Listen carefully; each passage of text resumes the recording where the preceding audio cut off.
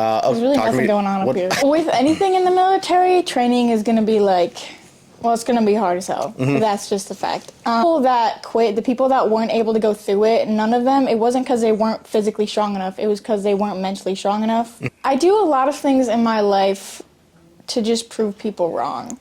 I want to keep doing something with my life. I want to feel like I'm going somewhere, doing something, making it like, having a purpose, making a difference, doing something. I knew what I was worth. They didn't know what I was worth. Being in the Guard, that's opened up so many opportunities when it comes to my civilian job. Just a big boom. Just went boom. I mean, we were all cheering. So. I'd say just the biggest takeaway is like just the personal growth, the confidence and like just sheer will that it gives you. It really just makes you think so differently. And like any challenge that's kind of shoved at you, you're just like, oh, well, I've done so much worse than this. So it's made me the person I am. And I know I wouldn't have been able to do like a lot of things that I'm doing right now without that experience, without that confidence. I think it's better to go over, a couple challenges and live your whole life in regret about what you could have been. Ooh. All right. I'm Private First Class Glodowski. I'm in 173rd Engineer Battalion in Rhinelander, Wisconsin. I'm a combat engineer. Oh, I forgot I put you as a combat engineer. Yeah, you did. Yeah. Oh no. Well, you wanted that. Don't even. I did. She came in and she was like, "I want to be a combat engineer." I was like, "Okay." I was like, "Well, how did you find that out? Like, how did you?" I mean, I just knew I wanted to do something like with my hands, like something like. I knew I didn't want to be like a paper pusher. I knew that from the start. Yeah. And I just wanted it to be like something that I couldn't really get anywhere else. Because like there's no civilian equivalent to that whatsoever. No. So I just wanted to get like that experience. Okay. Elaborate a little bit on what a combat engineer is. Basically our job is to like manipulate like the battlefield to whatever we need it to be, using either building stuff or using explosives. And you just shape the battlefield. Shape the okay, so kind of dive a little bit deeper into that specifics of you say you use explosives, you manipulate the battlefield. Actually, funny story is that was my first unit. It was used to be called the 951st Sappers when I was there. And I'm sure there's probably memorabilia up on the walls or something like that or whatever it is. So yeah, I put you in my own unit. Talk to me a little bit about what specifics you're talking about, the explosives and. Okay. Take it away. Well, like in job training, the main focus was like explosives, using it to like breach through obstacles, and. Okay, what obstacles are you trying to breach here? Anything really, mainly with like wire obstacles, navigating through like minefields and that type. Yeah. So you're the ones who go out and actually look for the mines in the minefield. Yeah. And there's a specific technique on that as well. There is. It's very specific, but we're sent out with the infantry. Okay, so you work hand in hand with the infantry. Yes. So, when you're out there, obviously in training, going through those minefields, I guess, what's kind of going through your head with all that stuff? I mean, not much, honestly. Just remembering like the proper movements and stuff. Right. They really beat out any fear that you have. You're just out there. Go through the motions. You go through the motions, and then you just find mines. And there's really nothing going on up here. That's fair because I actually did that job as well, and I would. You kind of have to be that way, right? Because otherwise it's very simple. It's not your problem anymore. So. Pretty much. Okay, so I know you talked a little bit about it, and I guess what as you were going through this, was it you said you wanted to do something with your hands and you wanted to do something as I don't know, crazy, some would say. As you were going through the training and learning all of this stuff, I mean, was that still the case? Or I guess what did you learn through that? With anything in the military, training is going to be it's going to be hard as hell. That's just a fact. And obviously there was points where I'm like, damn, I could have done something way easier Sure. with my life. Sure. But at the end of the day, I don't regret anything No. that I did. It was really hard in the time, but you kind of build that mental like resilience that it doesn't really matter what they throw at you. Like you just get through it. Okay. So I want to ask you some very specific questions, Okay. right? Because you are not the typical person to No. kind of go into this type of job, right? No, I'm not. You're looking at, this is actual combat arms, Yeah. right? And I know I was a 12 Bravo in that same, it was very driven by a lot of testosterone. Oh, right? yeah. And Everyone in my unit is like a good 5 inches at least taller than me. okay. Massive dudes. Okay. And you I know, don't care. Right. I mean, talk to me about like how, working on a team with them and, like, cause again, you're not the typical person. This is Yeah. combat arms. This is 100% Yeah. combat arms. You work hand in hand with the infantry. You actually kick down doors and when you say you breach things, if it's in the way, you go through it. Yeah. That's how it is. Right. Yeah. How can you keep up with these people? Well, I mean, it can be a bit intimidating, but I mean, we're all brothers and sisters in arms, and it's really it comes down to, I think a lot of people like think that they can't do it like physically, Sure. especially like someone like me might be very intimidated, especially by that kind of job. Or just in the military in Yeah, general? just the military even in general, they think there's kind of like, they can't do it physically. But if there's one thing that I learned in training, no matter what you look like, kind of what you are, like they'll get you into shape. They'll kick you up, Sure. And the people that quit, the people that weren't able to go through it, none of them, it wasn't because they weren't physically strong enough. It was because they weren't mentally strong enough. And what do you mean by that? What do you mean by that? It's basically just they quit before their body quit. Oh, okay. And that's just like, they didn't think they could do Sure. it. They got in their head. Sure. And especially at training, like, if you just go through the motions, you'll get stronger. You'll get a lot stronger. You'll learn how to hold yourself, how to, be that kind of like person. Sure. Yeah. But if you're not mentally there, ready Sure. to train, Sure. if you think you can't do it straight off the bat, you're not going to get far. Now, before all of this, right, before moving forward with, I mean, because we had spoke a few times Yeah. prior to you moving forward with this, would you say that you had some sort of, mental strength or prior to this, or is this something that you attained through this? A little bit. I've always been very, I don't say stubborn. I do a lot of things in my life to just prove people wrong. And Almost when out of I went spite. up to Yeah, I love it. Yeah, honestly, I do live a lot of my life out of spite. But when I went up to you the first time, I remember I had like full face of makeup. I was in butterfly pants and like this really tiny crop top. And I remember the heart glasses. Yeah, Yep. yeah, they just broke the other day. Actually, no. I still have them. But until recently. Yeah, they just broke. Have to order new ones. But I was not the typical. I knew I didn't look the part. Sure. But despite that, like, you took me seriously. Like, Yeah. you knew with the right motivation I could get through it, and I did. Well, you already had despite what you had on for your attire, that doesn't, Yeah. that there's no judgment there, Yeah. right? I mean, if you wanted to do something, I'm not going to stop you from doing that. But the more we got to work together throughout that entire process, and then obviously prior to you shipping off to basic, you were already kind of that person who was a hard worker. Yeah. Right? You scored well in the ASVAB. Right, I think she maxed out at 99 or something like that. I don't know. And then it blew me away because she wanted to be a 12 Bravo. And then I found that you worked at Culver's. And then I found out that you started working out in the mornings before school. Or was that? No, Where was I don't think that was where am me. I? I was in a lot of sports. Okay. Well, mainly volleyball, club volleyball, and that stuff. But I also took like strength and conditioning classes in school. Oh, that's what it was. That's what it was. Yep. I've always kept myself in shape generally, but Yeah, because I remember you and I meeting a few times, and then you were just dog tired.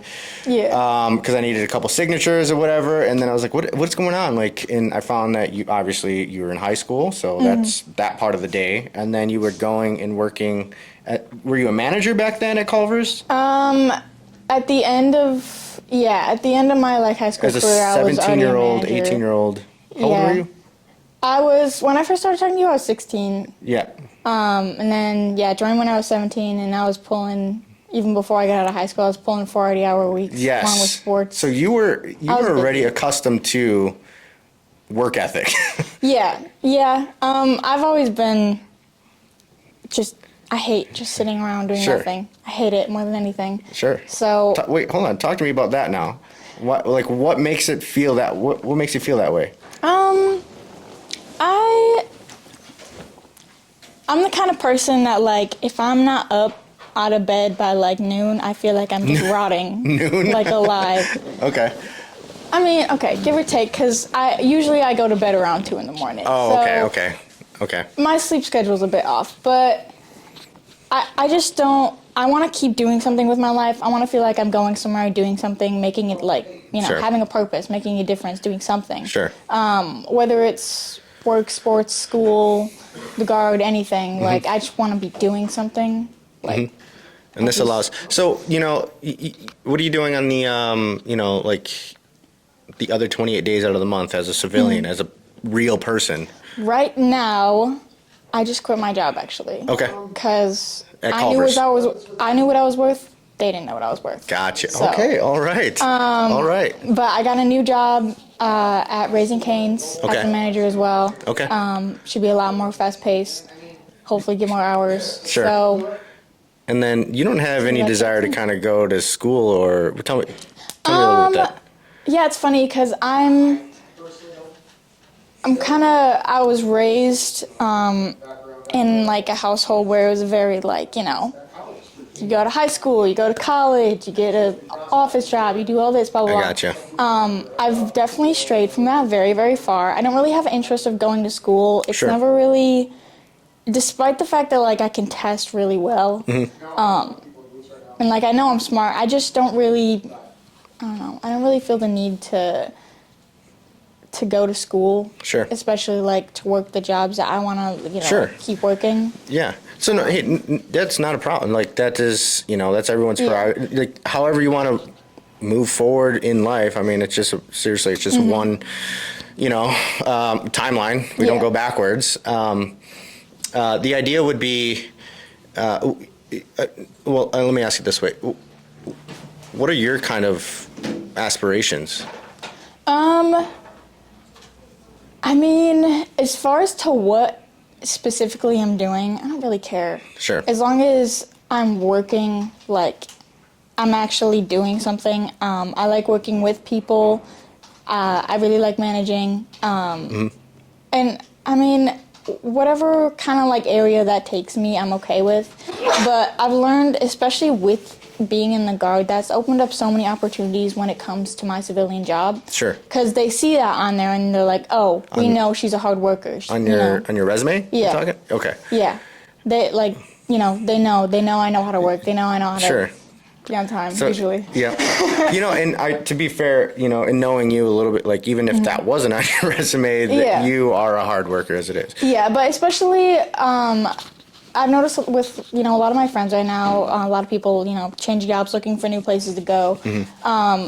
It's really, really hard to score interviews. Some of them have applied to like 7,500 jobs, I'm not even exaggerating, Sure. and got like maybe 2 interviews. Oh, really? So it's really, really hard for people to find, like right now, it's really, really hard Sure. to get a job. Because you can't really show them who you are, explain any of this without getting that interview slot first. I see, yeah. Because on a paper application, like they got no idea what to expect. Sure, absolutely. But seeing that on there, usually, I mean, I applied to like maybe like 10 jobs max. I got interviews with 8 of them, and I got accepted to I think 4 of them. Oh, wow.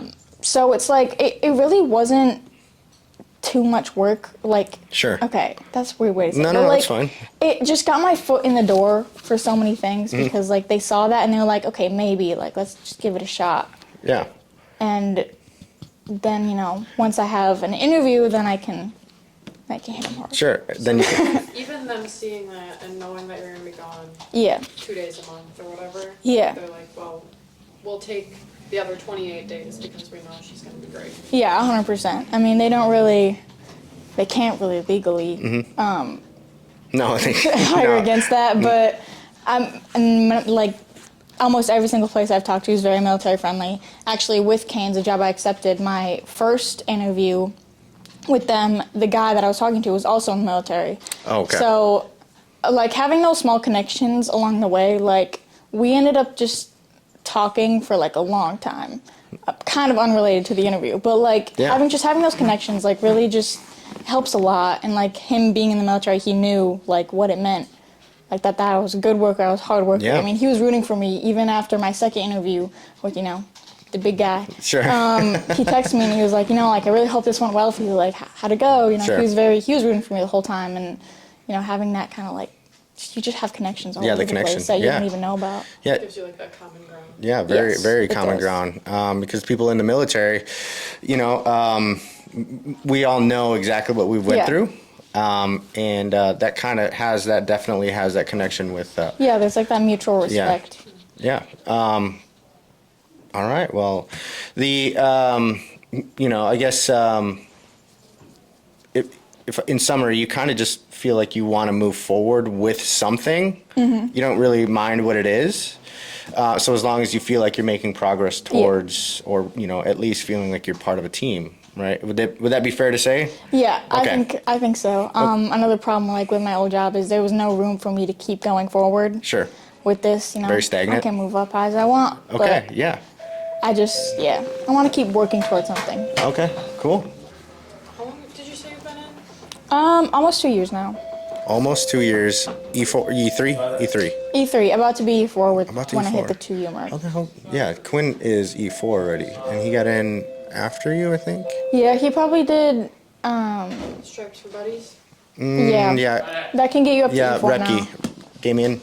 That's what happened. He got it. I was Yeah. just gonna ask her, do you have any fun stories from like basic training or anything like that? AIT? Tell me about the first time you blew something up. Okay.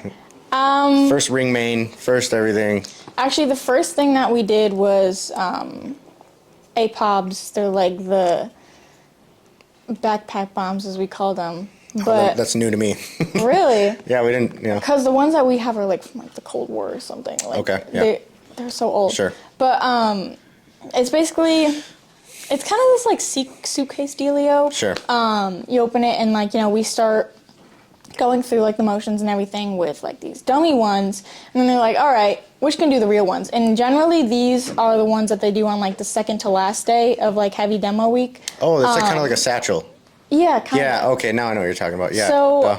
yeah, usually like they don't really do those early, but they just kind of mess around with it. I mean, they're just doing whatever they wanted. Yeah. So we're like, oh, okay. So we all get into the little bunkers things, and we're just kind of waiting, and then hear them call it out, Yeah. and just Just a big boom. just went boom. I mean, we were all cheering. So.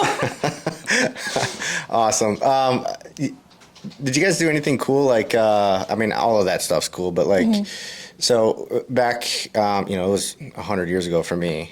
We took IV bags. Did you do Oh, that? yeah, we did those. Did those too as well? Yeah. And then like the water charges or whatever. the water charge, and then, whatever for, breaching and entering. Oh yeah, we did a lot of like fun charges. I remember one of them was like the rubber strip charge. Yeah. They basically told us like, because obviously in like a combat scenario, where are you gonna get a rubber strip? Sure. Just steal it off the MP's trucks, the mud flaps. Yeah, Just there's cut a a big- 1-inch slice, bam. And then you go from there. Yeah. Wow. Did you guys ever make your own Bangalores? What about in your unit? Not just specifically at Specify what you mean make your own. make your own. So the picket fences, right? Where you pound them in and you throw the constantine wire You can take those and then put them together, right? Because you know how they're kind of a U shape. Yeah. And so you would do that, and you would pack one side of it all with C4, and then take your deck cord, tie your knot in it every 7 inches or whatever. Yeah, we did not And then do we that. took it, and then we just wrap it, and then you have your own Bangalore, and then we would have fun with that. Yeah, we didn't do anything like that, or nothing crazy. We Okay. went for like our field exercises. They still wanted to because they didn't. The area we were in, we couldn't actually like blow something up. Sure. But they basically just took. Gosh, I don't even know what it was. Basically like this kind of like just pipe thing. Sure. And they just stuffed it with. What's that stuff called? That like white powdery stuff that just goes boom. Probably just like gunpowder, or It's no? failing me. I don't know. I don't know. Anyways, they just stuffed it with explosives, and it was like a pretty like dim Sure. explosion, but it's Sure. fun. Awesome. So, how much time have we got right here? You're at 20 minutes. Okay, cool. Yeah, we can wrap this up. Then, so, you had spoke on, what you do on the civilian side, what your aspirations are, and then obviously what you do, because you're all the way up in Rhinelander and you live here in Milwaukee, right? So that's a Yes. 4-hour Yeah, I trek generally one way. just stay at. You can just like for drill, just stay at the armory. Yeah. Otherwise, they'll reimburse you partially like for a hotel. Okay. I ended up needing to get an extra hotel because on the drive home from this last drill, I spun out the highway. Oh, boy. But yeah, it was that really, really bad blizzard that, Oh, okay. that day. Yeah, stay there next time. They were able to like partially reimburse me for that. So. Okay. Okay. And then, so, tell me what the biggest takeaway so far, what you've kind of carried into, your normal everyday life that you've learned in the, the National Guard. I'd say just the biggest takeaway is like just the personal growth, the confidence and like just sheer will that it gives you. Because that's like a valuable thing that you can apply anywhere. Yeah. You can take that anywhere in life. And just like knowing really like what you can do, what you can push yourself to. Yeah. Is really helpful. When I came back, because I went to basic in between junior and senior year. Sure. When I came back from basic training to high school, I was just like, wow, these people are. They're Say not uncivilized. They're not going anywhere in life. But like, it just makes you think so differently. And like any challenge that's kind of shoved at you, you're just like, oh, well, I've done so much worse than this. So like, Right. I guess what would you say to someone who, like, if you could go back to those to high school and see these people, and if you could send a message to them, what would you? If they're kind of on the fence of like, trying to if they're figure it out or thinking about whatever. it, I mean, I would say do it just because, like, what's the absolute worst that could happen from doing it? Like, Yeah. a lot of people's, like, reserves, kind of, maybe it's like maybe they're, like, scared of getting, like, a combat deployment, or maybe they're just nervous because they don't think they can do it physically or mentally. But, like, at the end of the day, like, if you just do it, if you just push yourself through it, you don't even have to think. Like, you'll get the ability to just turn everything in there off. Awesome. But just do it and see where it takes you, because like I went through a lot, especially even in basic training. I ended up in the ER for Oh, wow. like 4 days with pneumonia of all things. It was like 105 degrees out, and I had pneumonia. But there was a lot of like challenges and rough things along that, and I don't regret any of it. Awesome. I mean, it's made me the person I am, and I know I wouldn't have been able to do like a lot of things that I'm doing right now without that experience, without that confidence. Yeah. So, just do it. Oh, and one last thing. You were actually pretty successful at basic training in AIT, was it? Or was it In both? AIT, basic training, I was very, very sick the whole time. The reason I kind of wasn't able to tell you if I had any funny like basic training stories, because I don't remember it very much at all. Okay. It's very, very hazy in my memory. I don't really remember the people that were there. I don't remember a lot of Sure. it. I had quite a few blackouts there. I was not well. Okay. I did not do good basic training at all. But I took that. But you made it through. I did make it through. Yeah, barely. But I took that kind of experience, and then I went to AIT that next summer. Basically, a whole year after, I had time to heal, build myself up physically, and kind of mentally get over that. Like, I'm not just gonna die. And I took that into AIT, and I kicked ass there, and I got honor grad and some other stuff. And some other stuff. Yeah, I think just like being able to kind of like flip that around has done a lot for me. Yeah, you just flipped it around, worked, I did. and you became the honor grad, which is the top of your class. Yeah. Awesome. Well, I think that's all we need. Pretty Yeah. good. Yeah. Anything else? Any last words or anything that you would like to say? Yeah, I would say if you're undecided, just do it. Just push yourself through it. It doesn't matter. In the long run, you're going to love that you made that decision. Yep. And I think it's better to go over, a couple challenges and live your whole life in regret about what you could have been. Ooh, that's deep. That's powerful.